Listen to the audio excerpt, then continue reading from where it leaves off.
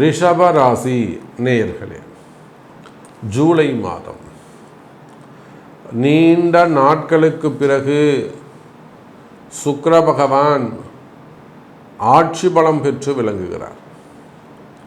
நீண்ட நாட்களுக்கு பிறகு உங்கள் ராசிநாதன் சுக்கிர பகவான் 1-8 ஆட்சி பலம் பெற்று செவ்வாய் கேதுவோடு தொடர்பை ஏற்படுத்தி கொள்கிறார். ஒரு பக்கம் 3-11 சனி பார்க்கிறாரு, 4-10 ராகு கேதுடைய மையப்புள்ளியில் சுக்கிரன், 2ஆம் பாவத்திலே குரு சூரியன் தொடர்பு.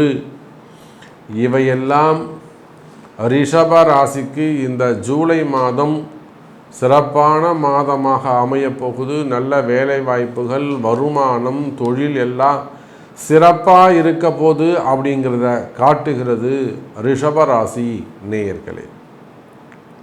குறிப்பாக 2ஆம் இடத்தில் இருக்கக்கூடிய அந்த குரு சூரியன் தொடர்பு உங்களுக்கு ஒரு நல்ல யோகத்தை தருகிறது. பணவரவு, தனவரவு அதிகரிக்கும். கேட்ட இடங்களில் பணங்காசுகள் வந்து சேரும்.